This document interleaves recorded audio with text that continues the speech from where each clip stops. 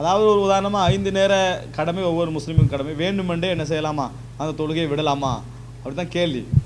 ஒரு இயல்பாக என்ன சொல்ல போகிறோம், ஒரு முஃமின் வேணுமென்றே என்ன செய்யக்கூடாது, தொழுகையை விடக்கூடாது. அதனால் அந்த கொஸ்டின் வந்து நீங்கள் மாற்றி கேட்கலாம். ஆனால் இந்த இடத்துல என்ன இப்போ வேண்டுமென்றே விடுறவருக்கு என்ன தண்டனை விளங்கிட்டானே, அது என்ன பாதிப்பு அப்படி என்ன செய்யலாம் கேட்கலாம். ரசூல் ஸல்லல்லாஹு அலைஹி வஸல்லம் அவர்கள் இஸ்லாத்தை ஏற்றுக்கொண்டு வந்தவருக்கு, ஈமான் கொண்டு வந்தவருக்கு, ஏன்னா ஈமான்ன்றது வாயால் மொழிகிறது, உள்ளத்தோடு சம்மந்தப்பட்டது, செயலில் வெளியே வரணும், இதுதான் ஈமான். வாயால் மொழிஞ்சாச்சு, உள்ளத்தால் நம்பிட்டாச்சு என்பதை நிரூபிக்கிறது எது, செயல்தான். செயல்தான் ஒருவன் ஈமான் உள்ளவனா இல்லையா என்பதை நிரூபிக்கும்.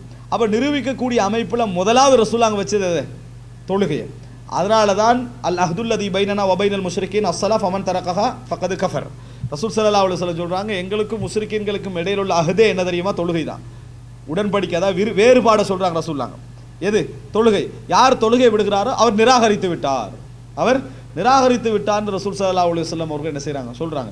அது மாத்திரமல்ல, இப்னு உமர் ரலியல்லாஹு அன்ஹு சொல்கிறாங்க, ரசூல் ஸல்லல்லாஹு அலைஹி வஸல்லம் காலத்தில் 5 நேர தொழுகதே அல்ல, ஜமாத்துக்கு வராதவர்களை நயவஞ்சகர்களாக நாங்கள் கண்டோம்.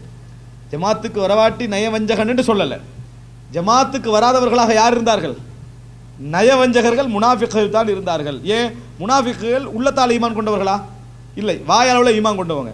வாயளவில் ஈமான் கொண்டவங்களுக்கு எப்படி அதற்காக வேண்டி தியாகம் செய்ய மனசு வருமா?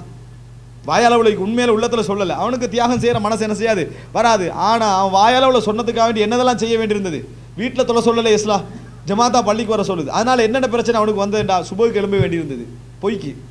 ஆனால் அவனுக்கு நம்பிக்கையே இல்லை, ஆனாலும் சுபகுக்கு எழும்ப வேண்டும், அசருக்கு எழும்பணும், இஷாவுக்கு வரணும். இதனால் பெரும்பாரமாக அவனுக்கு இருந்தது என்னடா, பொய்க்கு ஈமானை ஏற்றுக்கண்டுட்டு பள்ளிக்கு வேறு நம்ம என்ன செய்ய வேண்டியது, தூக்கத்தெல்லாம் விட்டு போக வேண்டி இருக்குது என்ற பாரமாக இருந்தது. அதனால் தொழுகைக்கு வராதவர்களாக கொஞ்சம் கொஞ்சம் இருந்தவங்க யார், அவங்க தான். அதனால் முனாஃபிக்குகள் தான் ஜமாத்துக்கு வராதவர்களாக நாம் என்ன செய்தோம், கண்டோம் என்றது. அப்படி என்றால் வேணுமென்று தொழுகை விடுவது மட்டுமல்ல, ஜமாத்தை விடுவதே பெரும்பாவமாக இஸ்லாம் என்ன செய்கிறது சொல்வதை நம்ம பார்க்கிறோம். யாரெல்லாம் அப்படி செய்கிறாங்களோ அவங்க அக்ரபில் குஃபர், எதுக்கு நெருக்கமாக இருக்கிறாங்க, குஃபருக்கு நெருக்கமாக இருக்கிறார்கள் என்பதை நாங்கள் புரிந்து கொள்ள வேண்டும். யாராவது ஒரு தொழுகை வேண்டும் என்று விட்டால் அவருக்கு கலா இல்லை. கலா இல்லைன்னு அர்த்தம் என்ன, அவர் நல்லது செஞ்சார்னு அர்த்தம் இல்லை, அவர் காலம் முழு தொழுதாலும் அதற்கு சமமாக அது ஈடாக அது வராது. அவர் தௌபா செய்கிறது தான் அவருக்குள்ள வழி என்பதை புரிந்து கொள்ள வேண்டும். அதான் அந்த இடத்துல சுருக்கமாக சொல்லலாம். அதாவது அவரே கேட்டது என்னன்னு சொன்னால், வேண்டுமென்று தொழுகை விடுவது. அப்போ அதை குறிப்பாக சொல்லிக்கிறாங்கன்னா, தொழில் காரணமாக வேறு வேறு காரணமாக ஒருவர் தொழுகை என்ன செய்கிறாரு, விடுகிறாரா பிற்படுத்துகிறார் முற்படுத்துகிறாரா, விடுவது. அதாவது ஒருவர் தொழில் காரணமாகவோ படிப்பு காரணமாகவோ தொழுகை விடுறாரு வைங்களே, இவங்களாம் வேண்டுமென்று விட்டவர்கள். எந்த காரணமாக விட்டாலும், விட்டால் எதோட விட்டவங்க அவங்க, வேண்டுமென்று விட்டவர்கள் என்ற இடத்துக்கு தான் என்ன செய்வாங்க வருவாங்க. ஒருவருக்கு காரணமாக இஸ்லாம் சொன்னது மறதி, தூக்கம். தூக்கம்னா வேண்டுமென்று தூக்கம் அல்ல, தூங்கி தெரியாமல் போகிறது. இன்றைக்கு கன்ஃபார்மாக தூங்குவேன், அசர் எலும்பு கிடைக்காது, பரவாயில்ல தூங்குன்றது வேண்டுமென்று தூக்கம் வணங்கிட்டா, அதல்ல. தூங்கினா என்ன செஞ்சுட்டு அவரால் எழும்ப முடியவில்லை, இந்த காரணமாக ஒருவர் தொழுகை விடுறாரு, பிரயாணத்தில் இருந்தார், அவருக்கு சலுகை வழங்கப்பட்டிருக்குது.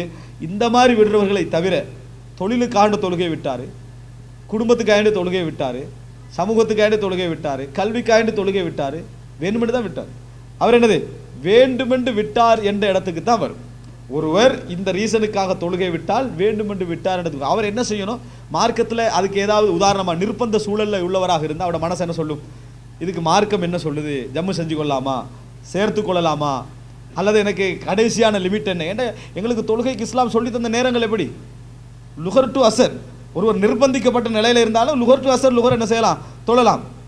அசர் டு சூரிய மறைகிற நேரம் வரைக்கும் அசர் என்ன செய்யலாம் தொழலாம். அதுவும் நிர்பந்திக்கப்பட்டவருக்கு சூரிய மறைகிற நேரத்தில் கூட என்ன செய்யலாம் தொழலாம். மகரிப் டு இஷா வரைக்கும் மகரிப் தொழலாம், இஷாவை நடுநிசி வரைக்கும் இஷாவை என்ன செய்யலாம் தொழலாம்னு சலுகை வழங்கியிருந்து ஒரு ஆள் தொழலைன்னு வைங்களேன், ஜமாத்தை மிஸ் பண்ணிட்டாரு, சரி கிடைக்கல, ஏதோ ஒரு காரணமாக மற்றதையும் விட்டுட்டாரு, டைமையும் விட்டுட்டாரு, ஆனாலும் உனக்கு நேரம் இருக்குதா இல்லையா, அந்த நேரத்திலே ஒருவர் தொழலைன்னு அவர் வேண்டுமென்று விட்டவராகத்தான் என்ன செய்வார் வருவார் என்பதை புரிந்து கொள்ளணும். அதான் அதுக்குரிய சுருக்கம்.